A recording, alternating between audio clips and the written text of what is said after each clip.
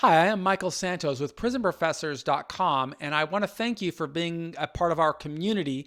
This episode is going to be with Craig Rothfeld, the founder of InsideOutsideLTT.com. He's a person who went to prison in the New York State, and he ended up using his time wisely so that he could build a consulting practice to help other people who are going into the criminal justice system as well. If you want to build a consulting business, you might want to watch this interview and see how this man prepared, how he has turned this into a rather lucrative business, generating tens of thousands of dollars in revenues monthly and supporting himself. So not everybody who goes into the system has to emerge as with enormous struggles and difficulty. Use the right mindset, you can become successful. That's what we teach at Prison Professors. If you want this kind of information, please subscribe to the program. We're always creating content with hopes of teaching and inspiring people like you. Thank you.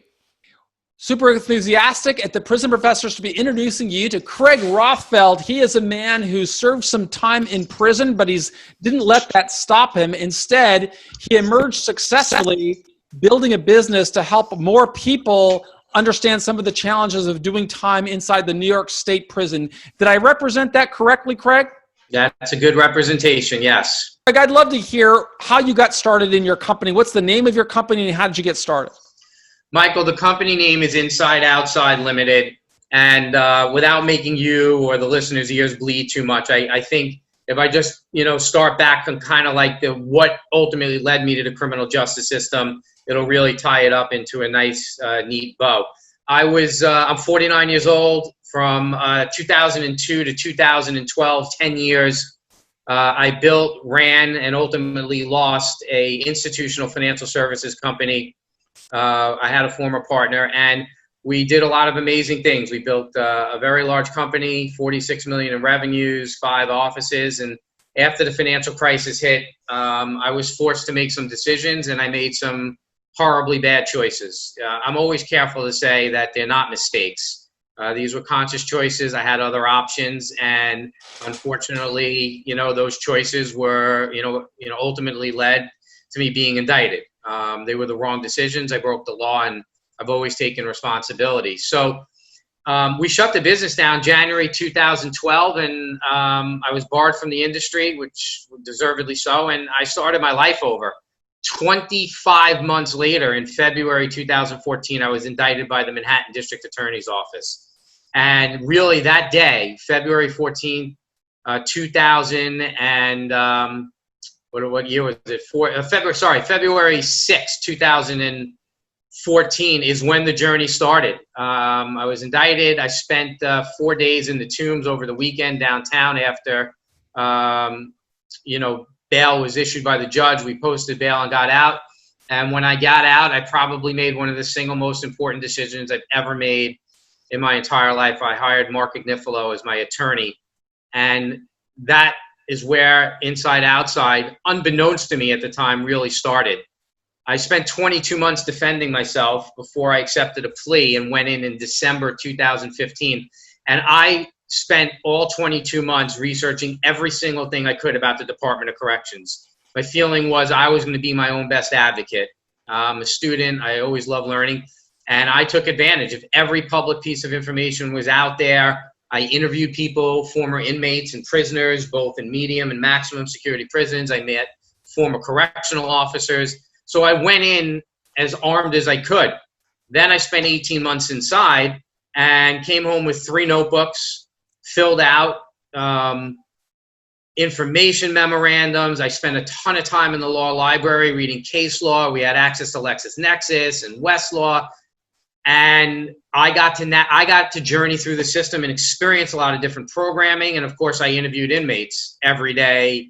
I spent time inside. So I came home with my own self-anointed 40-month degree in the New York State criminal justice system.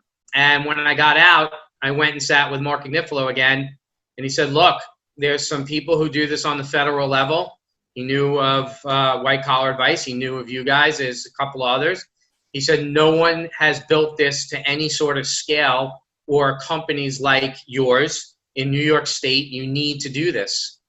And my plan was to write a book, which I'm still writing, and he's going to co-author with me. And it started from there. It started with 1 client and 2 clients, and I was, doing it privately, not privately, I was doing it part-time. and it just kept building and building and building. And ultimately, it got to the point about 7 months ago where I was just ready to do it full time. And so my entire practice thus far has been dedicated to the New York City and New York State Department of Corrections. Right now, I have 17 clients, either in prison, on parole, or on their way in. And I do a myriad of things for attorneys, but that is kind of the arc, probably a little too long-winded, of how I sit here today as the co-founder of Inside Outside Limited. So you say co-founder. I take it the other co-founder is just the attorney who represented you? Believe it or not, it's not. Co-founder is a dear friend, a quasi-father figure. He's very silent in the business. He has been he's owned his own process serving company called Serving by Irving for over 40 years.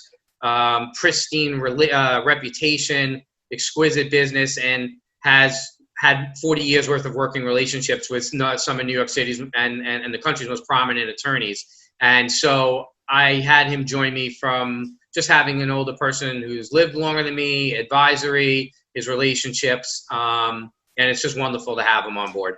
Are you open to talking? And the reason I'm asking this, I will make a deal with you where I'll be 100% open and transparent about the businesses that we run and the different ways that we monetize them. But the Prison Professors program is really about teaching other people how to do it.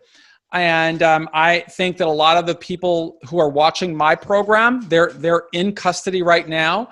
They are going to get inspired by you, but what they're really going to want to know are the intricacies of your business. So without giving any trade secrets away, is it okay if I ask you questions about your business? Absolutely. I mean, Justin and I have had a chance to talk a little, and I think you and I are very much of the same ilk. I said it to him. To me, I'm not worried about who takes what from me, and if people copy me, it's very flattering. I feel like the work I do is the work I do. I'm confident in what I do, and I like sharing ideas, and this is the ultimate way to pay it forward to people who are where we were.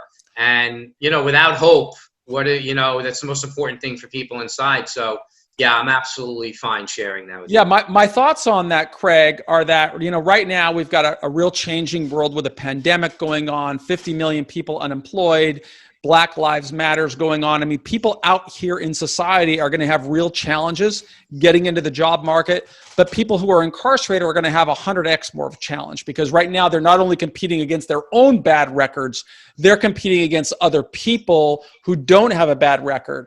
And so I really feel it's important to share messages on what somebody can do to create their own income streams. And I'm super impressed with what you have done and what you're doing. And I know that didn't happen by accident. I've already heard what you said you did. You spent every day in jail in the law library. You studied the policy statements and program statements. You figured out what is it going to take before you went in. You were proactive, interviewing formerly incarcerated people, former correctional officers. You armed yourself with the skill set to develop the skill set you would need to prosper. That's what other people need to do. Your success doesn't come by accident. You've sown a lot of seeds. But what's your process for marketing? How do people find you? Yeah, good question. And the other thing I'd add to it, which I think whether you're incarcerated now or you're facing it, is that the real key to all of this was that I had made the decision that I was going to use this life experience for something. And like I said earlier, I didn't know what it would be. Right? But I knew I wasn't going to go through this journey and this experience without somehow giving back. And I think the fact that I approached it that way put me in position to let whatever happen. So from a marketing standpoint, I think a lot of them, I have not done what I would call excessive proactive marketing in a traditional way that people might think. A lot of my marketing has been through the criminal defense attorneys here in New York City or in the state. What I would do is what I would call content marketing, very selective when I would send information out to the listserv of attorneys about things that I thought were important, whether it would be sentences that were handed down, whether it would be parole wins, where I got people out on parole, why they got out, what were the issues. And so I started to deliver content which opened them up to having to come talk to me. Obviously, I have a website like everybody else, which is out there. A lot of marketing over the last 7 months has been done for me since I was engaged by Harvey Weinstein's legal defense team.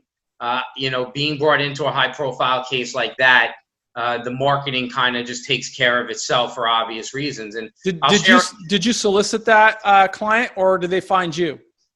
I'm so happy you asked that question. You're clearly a great interviewer, because the answer to that question speaks so much to how my business is where it is and how I've always lived my life, where it's not anything brilliant. It's just the crossroads of, opportunity and persistence meet each other. So I'm going to answer that question for you, and I'll come back to some other marketing afterwards. As I said, I got out June 8th, 2017. I started, handling clients right away. In April of 2018, or March or April, I was referred a client by Mark Ignifilo, my former defense attorney. The gentleman was already incarcerated. He was at the reception facility. He had been in for about 2 months, and family needed help navigating temporary release programs, work release, everything that goes on, parole. And he hired me. The gentleman who he was shackled to, hand and leg shackled to, from Rikers Island to Ulster, guy never met in his life, randomness of the higher power, is in the dorm with him, and he says, "Oh, I just hired Craig Rothfeld of Inside Outside Limited. This is what he does." That gentleman and his family engaged me 5 days later. His attorney was Arthur Idala. Arthur Idala was Harvey Weinstein's attorney. And because I got one client who introduced me to another, I introduced myself to Arthur. We stayed in touch. He worked on the parole report with me. And then we didn't do business together with anyone else that entire 2 years since I had met Arthur and the client up until I was brought in on the Weinstein case. But he got all my emails. He got all my content. I sent him a holiday card. No joke. I would, just send emails saying hello. And one of my clients made parole in late January. I put a recap email together, some of the marketing I talked about, so the attorneys understood how we made parole, what we did, what the sentence was. And Arthur responded to me and said, "I'm sure you know I've been in the Weinstein case for a year. We need you. Call me 3 o'clock tomorrow." So a lot of people that hear that story are going to attribute that to luck. That's not the way it is. This is a man who went to prison himself. While he was in prison, he didn't waste his time. He made himself more valuable to anybody else who's going inside. In the land of the blind, the one-eyed man is king. And my new friend Craig is clearly somebody who had insight into a very dark and misunderstood world. Not only what does it take to position yourself for the lowest possible sentence, but also the best possible outcome. That doesn't happen by accident. That's why people are fortunate when they connect with a guy like Craig or my partner Justin, who could really help people understand the intricacies and develop the critical thinking skills of understanding the opportunity costs of every decision. So I really applaud you, Craig, for having the foresight years ago when you went in there, or when you learned that you were going in there, to educate yourself, to develop a skill set, and to create a program that you could be of value to other people who are going through the challenges of this system. Do you use any type of multimedia like podcasts or YouTube channels so that people can find you organically, other than through the fortune of being shackled to somebody in jail? Yeah, no, good question. I'm in the process of recording a 12-part podcast, which is called Outside Inside Limited. I actually bought that name along with Inside Outside. So we're going to use Outside Inside Limited, or maybe something else as the podcast name. We're through 3 episodes. The goal is to release 6 at a time. And I'm hoping to have that out sometime, probably by the end of September. Maybe the end of October. We'll certainly feature this podcast on the Earning Freedom, the Prison Professors podcast, which is what you're doing right now, and on our YouTube channel. And I'd love it if you just became a part of the Prison Professors team, because you're effectively, that's what you are. You're a prison professor. You've got knowledge about the prison system and about the state prison system in particular. that would be of enormous value to anybody in our audience that is going through the state system. What about so do most people engage you independently by finding you themselves, or do they generally engage you through counsel to protect the attorney-client privilege? Yeah, great question. And I'm going to answer that. I want to mention one other thing, especially because, the prison professor and what goes on there, and you talk about educating. And I thought this was important to mention. When COVID broke, I made the decision to start sending out a weekly recap of what was going on with the Department of Corrections and COVID. The Department of Corrections is a very opaque, I call it a Byzantine, a Byzantine black hole. It's like the Bermuda Triangle. And I started doing it on a Sunday. Every Sunday, I would just send out different things that were going on inside, things that I knew criminal defense attorneys had no way of knowing. And after the third one went out, I started getting all these phone calls from attorneys that I didn't know. They weren't on my list. And, of course, I asked, like any good marketing professional, how did you get my name? So what had happened was someone forwarded it to the mayor's office, to a woman who's in charge of the criminal justice First Division and oversees all of legal aid and the 18B attorneys here in New York. So now my stuff was going to all of them. Then the New York Criminal Bar Association picked up my weekly updates. Then the Nassau County Bar Association picked it up. And all because I tried to deliver content and news and education on the situation. It self-fulfilled itself from a marketing standpoint. And just this week, I got a phone call from an attorney I didn't know. And I said, where'd you get it? He said, actually, before I even asked him where he got it from, he said, I have your piece from June 24th.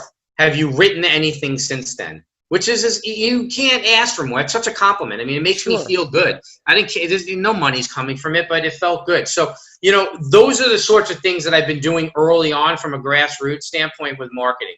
With regards to retention, the criminal defense attorneys are, at the moment, I call them my clients. They're the first, line of referrals. They're bringing me into the case at various points of time, sometimes under what's called a Covell letter, which is so that I have attorney-client privilege. Sometimes the Covell letter is not necessary.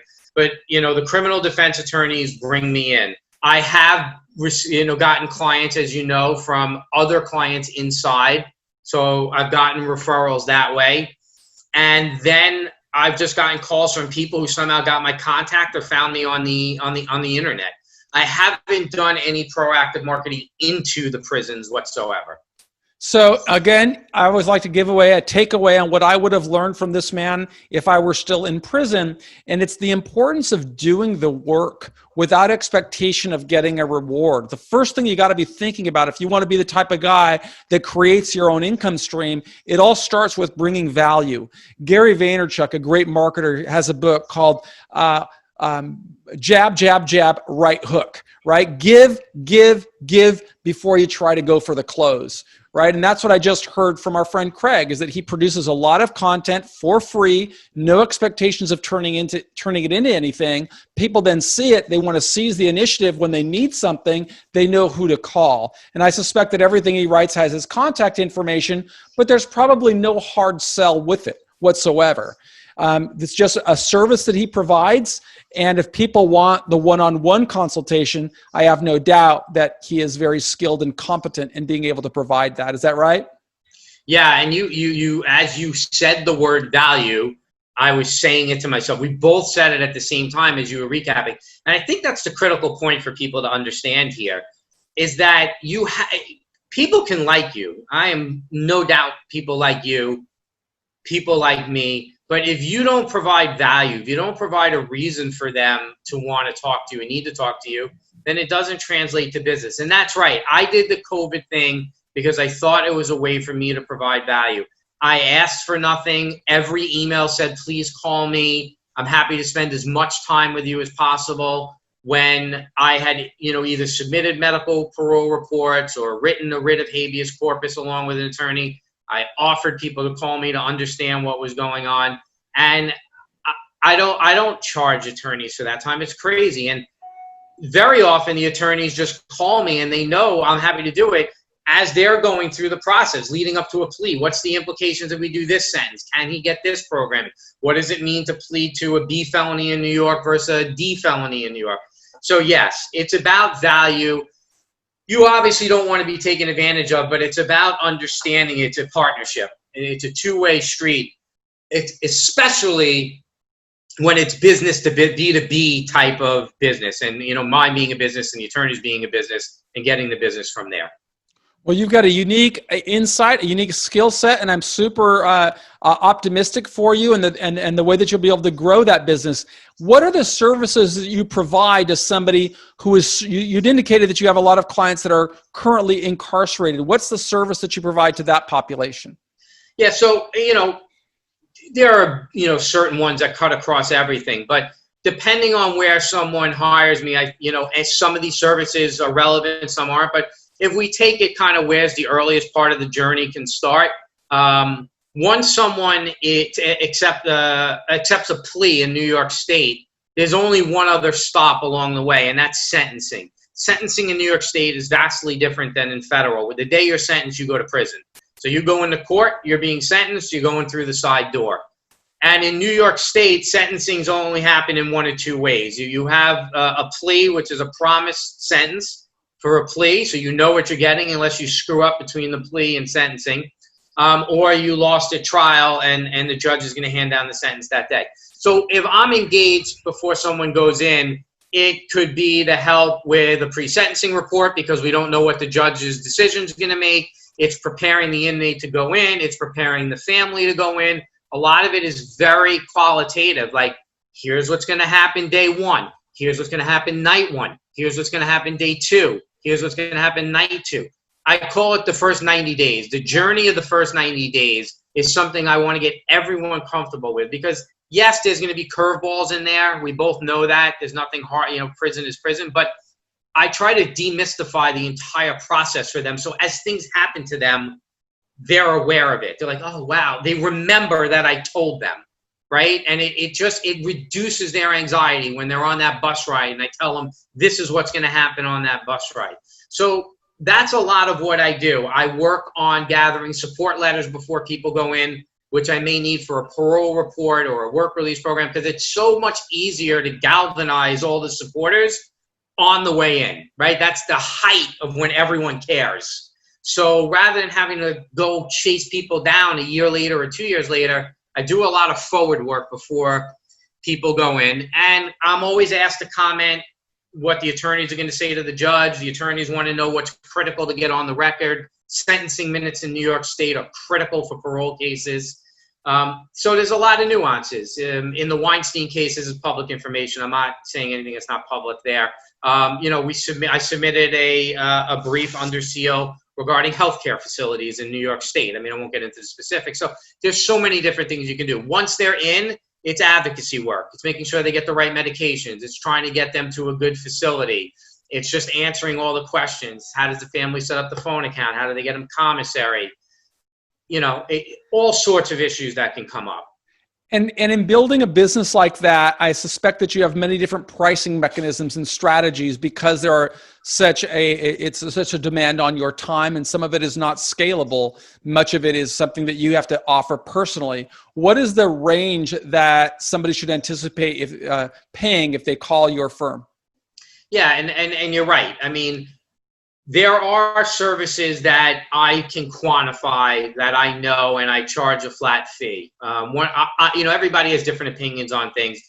Some of the great advice that I got from Mark Agnifilo and from others is if you know what your time costs and you're happy with a flat fee, it changes the nature of the client relationship because they've paid, they're done, you're not watching a clock, so on and so forth. Now, listen, that's not always possible. Well, certainly not for advocacy work where you're going to be with them for several years. Correct. That's exactly right. That's correct. That's correct. There are projects where I've charged a $3,500 flat fee, $5,000 flat fee, all the way up into the 20s. So you're basically from $3,000 to $50,000, somewhere in there. Yeah. And normally if it's a retainer situation, where I know it's going to go beyond, that I don't know what I'm doing early on and I can't quantify anything fixed, Depending on what it is, retainer 7,500 to 10 grand to get started.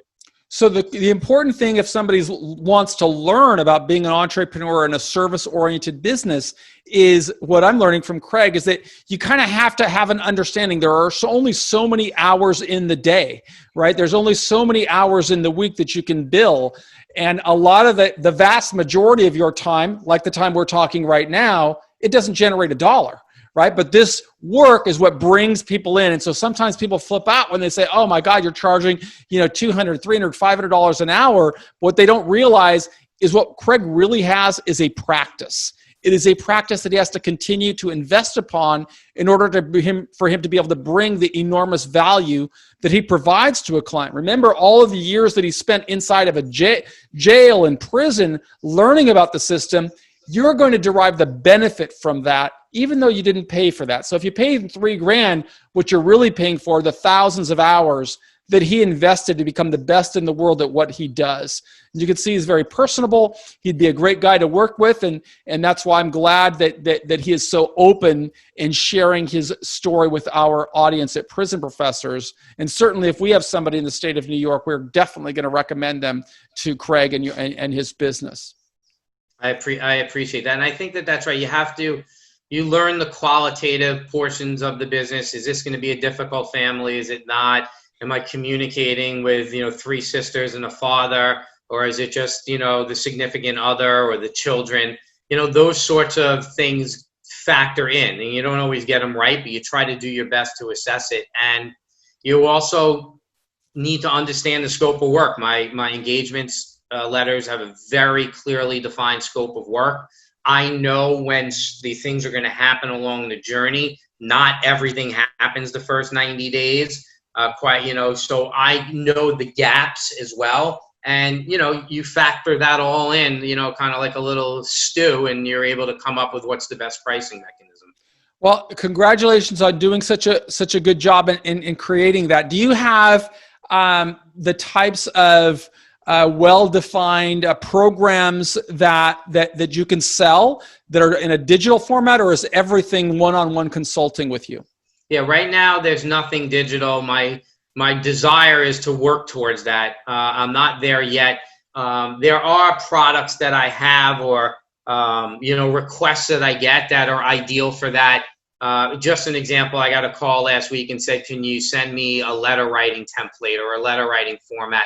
That's something that, when I find a few moments to do it and figure out how to do it, that's something that should just go on my website as an a la carte thing. Somebody can go in, click 2 buttons, pay with a credit card, and download that. If they can't afford the higher level of service, but they want to, have that to help them, to me, that's not international trade secrets. That's just something you can publish. So yeah, there are certain things that, I think in my business that would lend themselves to that. And then I think as I go or as I grow, I'm hoping I'll be able to identify more things. I mean, listen, what you have done is an incredible platform to see how you've done it.